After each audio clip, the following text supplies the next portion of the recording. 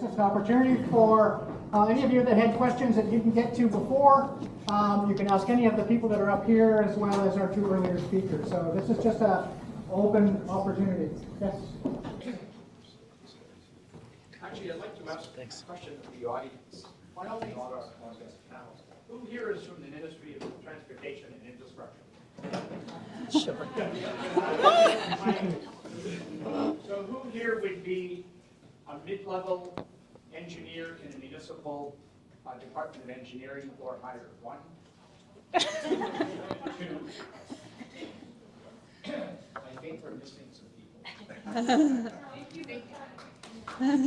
Yes.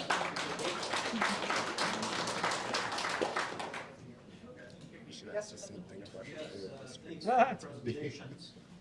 My question had to do with the biofiltration and the rain garden concept. Very interesting. It sounds like there's some important developments happening in the future, but there are rain gardens in installations now. What have we learned about the longevity of such structures? How frequently do we need to replace the materials which are doing the filtering and which are reach their capacity? Yeah, great question. And to my knowledge, the replacement of the material in there does not need to happen on, it's sort of like decade timescales that we're thinking about as far as how long they can retain contaminants. And I think we may hear more about this from one of our municipal engineers later today about sort of maintenance of those types of systems. But as far as sort of contaminant capture, we model breakthrough, or like how long they can keep capturing contaminants, as being over 20-year or so timescales. That's what I'd say. Unless anyone wants to add to that. I would add one slight thing to that. Yeah. You know, I have environmental engineering hats as well. I worry a bit about is it the sorption capacity for the dissolved contaminant that's going to be used up first versus the continued trapping of tire wear particles, which can act like a long-term source. Because like these particles do have these chemicals that continue to move out of them, I think over at least several years, if not like a decade time frame. So I think adding to that, like understanding how well they're working for capturing physical rubber particles and whether eventual removal of that rubber particle mass might be needed in maybe even not so much the bioinfiltration basin, but like a detention basin or a sedimentation tank or something like that. Yeah, So that's something that yeah, I will just say, I think you would probably replace the surface media more frequently, like mulching, basically, on a more regular basis than you'd actually need to take out all of the media from a system like that, which would be very infrequent. Yeah. Sorry, I didn't see which hand went up first, but why don't we start with you? I just love the idea of removal, because I'm from the Cowichan Valley, and we had a really interesting issue with toxins being removed from the Victoria Harbour and brought into a watershed and dumped there. And there is no away, and I think we really need to be aware that there's no away. So just wanted to put that. Thank you. I think I saw your hand next, but I apologize if I'm getting the wrong order. What, in sort of following up on this, are any of the studies for bioretention or looking at different ways of the setup are further to what Ed was saying? Is there potentially something where the water's coming in and there's the first phase of filtration or something where maybe you're getting those tire particles and something that can be cleaned out in a way if more often than the rest of the rain, like a rain garden or whatever you might be using? I don't know if anybody, if that's some of the stuff that you guys are looking at. Yeah, so some of these systems, and as someone who doesn't like physically go and design the systems, but a lot of these systems do have sort of at the inlet there might be a sort of an inlet structure that allows some settling before it enters the main like soil area, and so I'm now secretly hoping that Sylvie has some pictures of bioretention cells in her presentation for this afternoon so that she can explain this in more detail. But the idea is that some of those solids actually do settle out before going into the soil itself. And those would likely be sort of like cleaned out more regularly. Yeah. We've done some preliminary studies as well as others where we've looked at other tire products, so end products like artificial turf. And you can put that into a solution and you can watch the 6PPDQ concentrations coming off. So it is a real thing to be concerned about. Did you have a follow-up? Further on that note, I look after the lower reaches of the Kolodziej River. I've been approached by a high school that wants to build an artificial turf field. It will drain directly into almost the estuary of the Kolodziej. It takes 10,000 recycled tires to make enough tire crumb to cover a sports field. You had said, someone said earlier, 4 tires equals 1 pound of 6 ppb. So that would be 2,500 pounds of 6 ppb on one sports field. Already in the Bowker Creek, Victoria, Oak Bay, Saanich watershed, they're on their second artificial turf field because they've been replaced, they keep shedding, they're impacting that watershed. That's one thing I wanted to mention.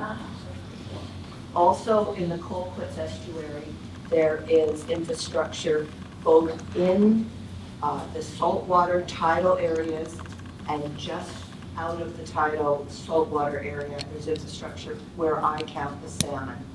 We lose them every year to what we had called the first flush since I started there 20 years ago. Is there a difference in the impact in the salmon within an ocean or a freshwater environment? Because my river is very tidal where they're entering. And I'm just wondering if you've seen a difference in the two environments. That's a good question. I don't know if anybody here is. Everybody's got their opinion. Maybe a couple of aspects to this. With the artificial turf fields, that's certainly an interesting one. I currently have a student who works on this over a multi-year study where he builds basically the under construction, the underlayment made from rubber tire crumb and rubber tire mulch for artificial turf fields, and we simulate that on the top of our building. What comes off of it over long periods of time, now we're in the 3rd year actually, is remarkable. So these concentrations are really high, and you're right, this releases over years and years, and if it dries off in between, you get exactly those effects that you mentioned, Ed, where you flush it off, you get replenishment of the 6-PPD at the surface, you re-ozonate it, so it releases over long periods of time, right?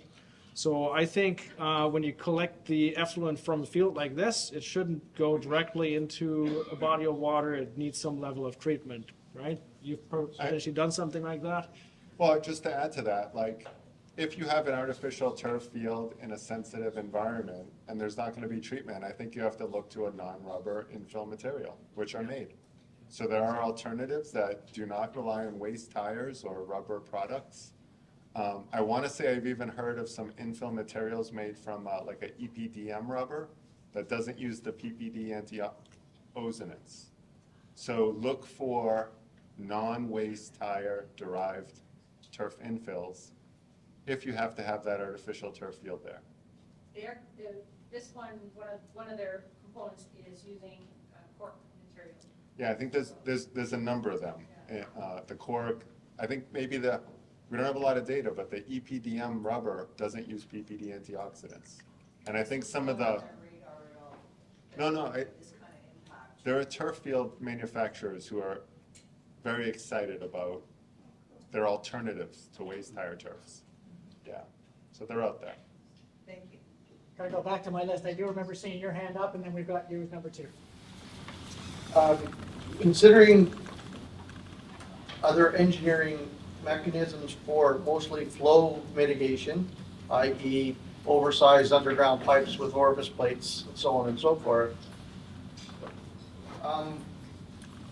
The intention of those is to reduce initial flow runoff and spread it out over a long period of time. Have we looked at how that longer exposure time would potentially affect the salmons in the creek? Because right now we're talking about flushes, so by these engineered pipes by design are actually extending the flush. So I guess the question is, and I can almost answer myself, but it doesn't come out a solution or anything like that while it's sitting waiting to move for 5 hours or whatever those detention facilities do. Has anybody looked at that and looked at exposure times from that perspective? I'll start with a simple statement. I'm concerned with stagnant water rubber contact times, although I have little scientific data to understand that. We have anecdotal data we think is best explained by like stagnant waters bumping out of a storm drainage system, right? Which is probably like lots of rubber particle sediments in the bottom of concrete infrastructure that small volumes of water contact for a long time. We had an event in Miller Creek that just had 4 millimeters of rain. The hydrograph barely moved on the creek. No turbidity happened, and then the water quality changed by 2 orders of magnitude. Like everything bumped up, and I think that was stagnant water transport. So there's a data gap there. Yeah, and I'd just add, we've done with some of our leaching experiments with road dust, where we just have particles that we've collected off the road and then leach them in a time series. Over the first few hours, they're leaching. Their like concentrations are increasing. Then it's after, it stabilizes after 24 hours or something. But it takes a few hours of coming out. Yeah. What I will add, though, is like in the city of Saskatoon, for example, we have 100 stormwater outfalls that shoot directly into the river. And when we go measure there, you get those really high spikes that show up very rapidly after you get a rainfall event. Now, just like Edmonton and Winnipeg, Saskatoon is really moving out. It's really suburbia out there, but we're spreading to the outskirts of the city, right? And what we do there for stormwater management is usually that we have stormwater retention ponds, either dry ponds or semi-naturalized wet ponds nowadays to have a nice centerpiece in the neighborhood, right?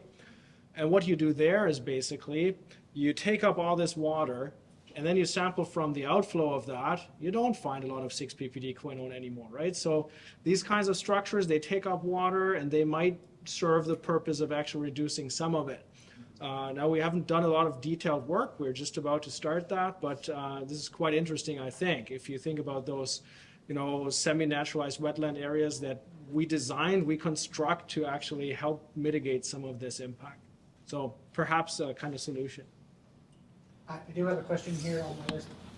So my question has to do with the work being done to develop continuous monitoring methods for this. And I'm curious if there's any understanding of how well other things that are easier to measure might be correlated with 6-PPD quinone, like conductivity or turbidity, which might enable kind of more readily accessible monitoring approaches than by using a mass spectrometer. Yeah, that's a great question. I know a number of people have been looking at proxies. Turbidity is a good one during a storm event, at least in the systems that we've looked at. I think you've seen something similar. I mean, basically, that's just telling you that there's a lot of runoff. But it doesn't tell you necessarily, but not all high turbidity samples have high 6-PPDQ, but that would be a good starting point. But I don't know if others. Yeah, the paper that I've been working on is because we're measuring all the YSI parameters when we're going out. So looking at that direct relationship, but turbidity is definitely one. The challenge, I guess, and conductivity, but the challenge with conductivity is that you're going to get peaks and lows depending on the conditions and seasonality, right? So I think that can be another challenge. So I don't know. I don't think there's a quick and easy solution yet from the monitoring perspective. But my hope is that if we can, say, do modeling exercises to characterize where hotspots might be, then it narrows down the amount of monitoring that we actually might need to do, right? So that we're not always going out. But, and I think some of the work that has previously been done in the US with not linking it directly to 6-PPD quinone concentrations, but linking it to mortality events through the work that Blake Feist and so on have done in Nat Schultz and many others, just seeing how you can do that hotspot mapping with establishing those connections with land use classification, number of cars, and so on, and road density to draw those linkages and use all the data that collectively we've all been collecting in the field to now generate these predictive maps. So it's one way to define it on a much larger scale, and then Rachel and our team have been trying to characterize it on a much smaller scale in kind of municipalities, so. Right, because part of what we're trying to do is identify where we'd put those interventions. Like, you have an impacted watershed, but like where's the spot where, like, I pointed to a particular place on his creek, Miller Creek, and he's like, this is the spot. We want to know what that spot is for more of our watersheds. And number of cars divided by the ratio of car traffic density to water flow.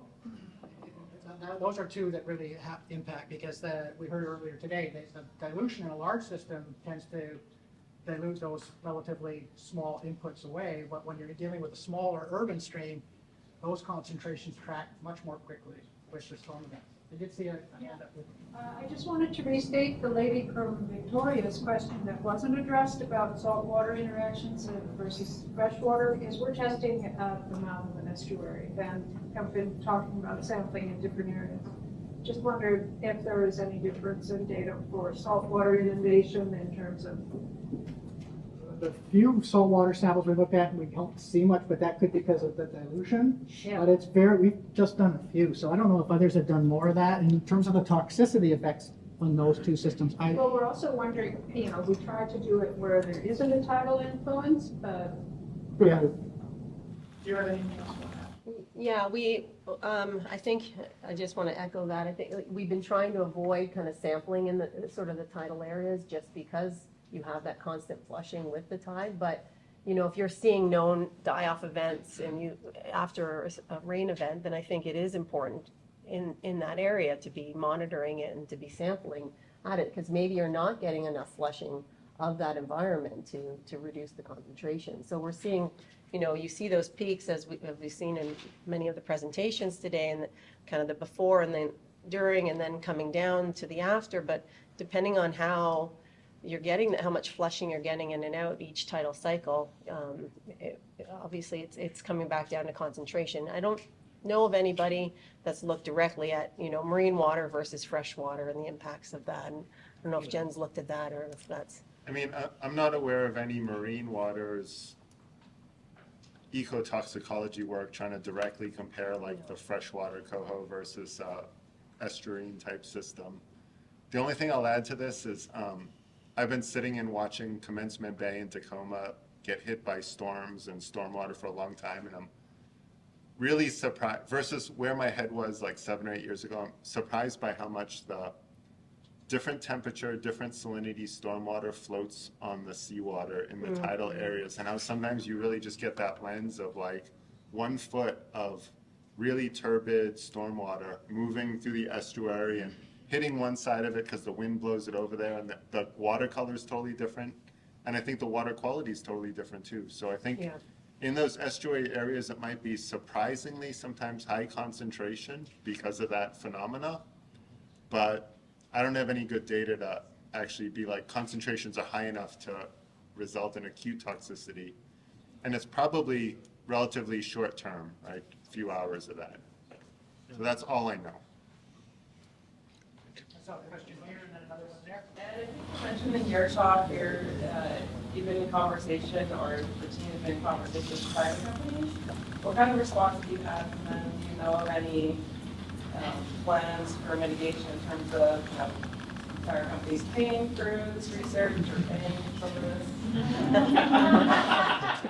It's a ton of effort, right? Yeah. The gentleman in the back earlier asked how many municipal engineers were here. Like, is there a tire company representative here? No, right? Were they invited? They probably know. Along those lines, so they're doing things. It's difficult from the outside to understand the extent of what they're doing or to accurately know their timelines and plans for replacement. I can say we've been talking to them really since like 2019-ish, so it's probably been 5 years now. They certainly never say they're guilty of anything. They never say they're not guilty, but they definitely never say they're guilty or that they have a problem. I think they'd be very comfortable with a long process of replacement. Like they sometimes talk about 15 to 20 years to replace things, and I don't fully understand the whys of that. I mean, there's some approval and permitting and document the safety of changes in the ingredient compositions, but it doesn't take 15 to 20 years. At least in the US, I've sort of come around to the point that probably there'll be a legal decision at some point that might determine timelines and sort of what gets replaced and maybe who pays for what, because, I think there's an argument to be made that tire companies should have to foot some of the bill of runoff treatment, right? I mean, their component is a serious problem there. But those are questions outside of, I think, the people in this room's hands. The one thing I do think it's quite important for us to think about is PPDs, even without making PPD quinones, are highly toxic chemicals. And I think the industry would prefer to put in a 7PPD or a CPPD or something. And that might be incrementally more beneficial for sensitive salmonids, but I'm not sure that that's a safe or a smart decision over the long term. So I think we should all think a lot about what sort of data should be generated or what we need in this space to prevent 6 being swapped, or 7 replacing 6, for example. So I think it's really important for us to understand PPD class-based toxicity and fate outcomes. And yeah. And just to give a little more fire to that is that I know the U.S. Tire Manufacturers Association recently put out a report on alternatives, and that their sort of top one seems to be another PPD. And so if we're concerned about replacing 6PPD with other PPDs, as Ed said, let's generate the data and also make sure that those who are reviewing such reports are aware of scientific concerns about doing that. Yeah. Well, and I think, and ultimately to be, for the tire companies forced to generate these replacement products, other than the amount of press and pressure that everyone's putting on them, is for regulators to kind of step up and regulate this chemical. But we've seen it time and time again, as you're mentioning, these replacement products, PCBs, PBDs, and so on, we're just replacing them with just as much toxic chemical as we have in the past. So I think, there's just educating ourselves as best as we can, but also I think pressure needs to be put on kind of the regulators as well to kind of step up. I would agree with that. And two, we've seen, like you said, Tanya, time and time again, those regrettable substitutions. If you look at your plastic water bottles, a lot of them will say bisphenol A free, right? Because we know a lot about bisphenol A and how it might disrupt our endocrine system and these kinds of things. And so it has been swapped out with replacement chemicals such as bisphenol S, which is arguably more toxic than bisphenol A. We just didn't know enough about it to be able to describe it at the time, right? And so these kinds of things can very easily happen where we just replace something that we know a lot about with something that we know less about, to only find out that it's equally regrettable as that original product, right? So certainly interesting. I was equally surprised with the list of potential replacements, because these are all compounds that have been known for a long time and that have been tested already by the tire industry for their efficacy to protect tires from ozone. There's probably other things in the pipeline that we've just not learned about before. So US EPA actually put out a really interesting sort of, I'm not sure what the exact regulatory term for it is, but a request for any data related to anti-ozonants in tires that the tire industry will need to report to now. And so this will be quite interesting to see how this plays out in the long run, right? But hopefully not over the 10 or 15 years that... 15 to 20 to be accurate. Okay, I'm sorry we're running short on time, but I did miss you the first time, so I'll go back to you for a question, and then I've got this gentleman here. And then I have a question, a follow-up question, if it's all right. For, you showed on the chart that it was detected in about 33% of samples, about 100 samples were above the juvenile lethal amount and 50 were above the adult lethal amount. When were those samples taken, and what exactly does this mean for the local fish population?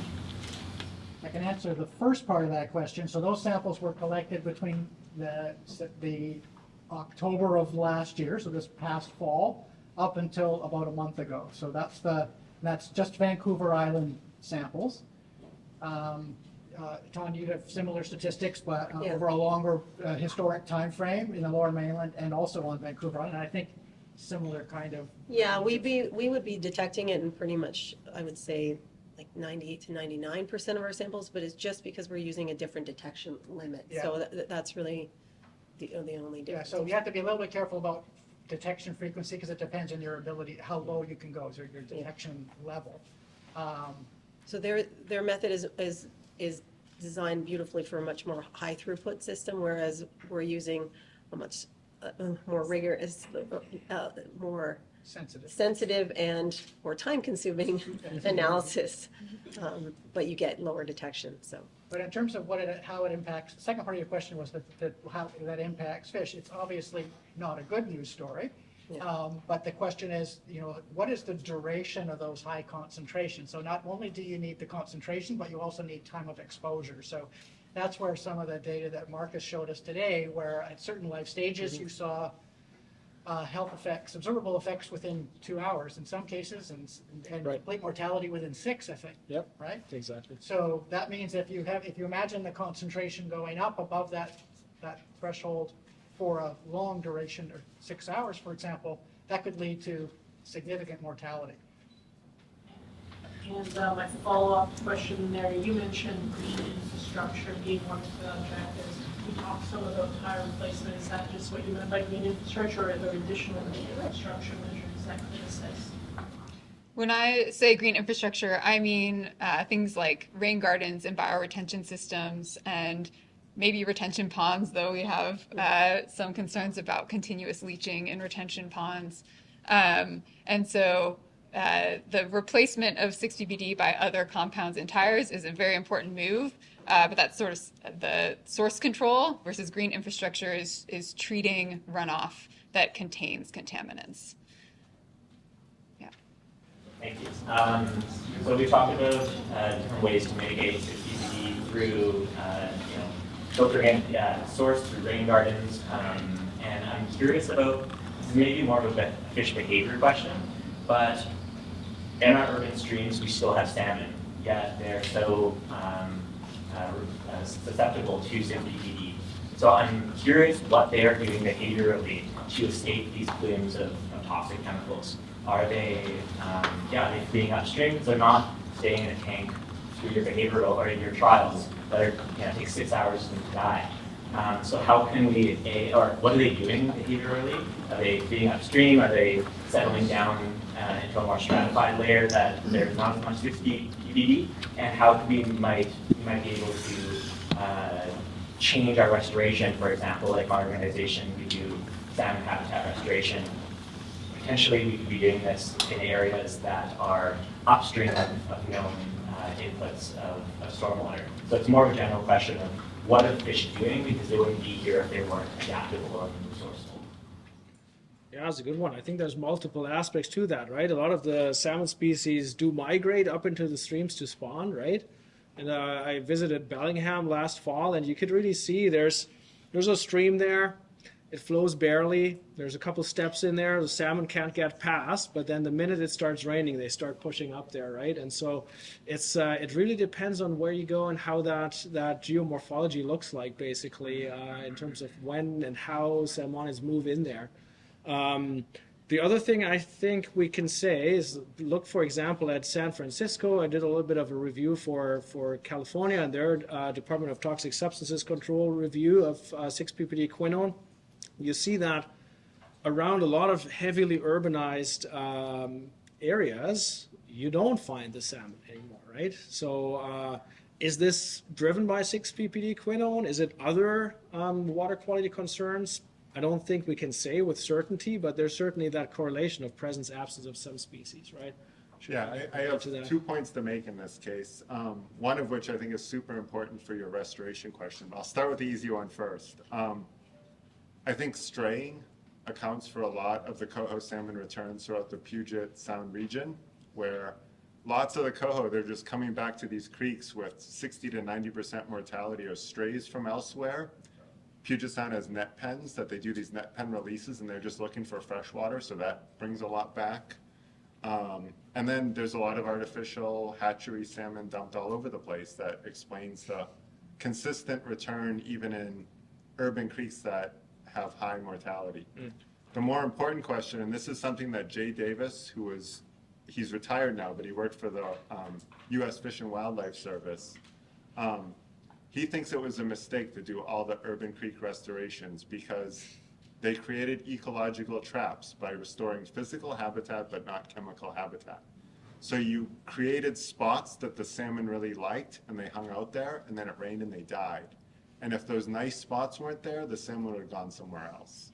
And so I think this is a real, so the ecological trap concept, I think, is critical, where we have to align physical habitat restoration with chemical habitat restorations. Again, that's not I'm communicating someone else's ideas there.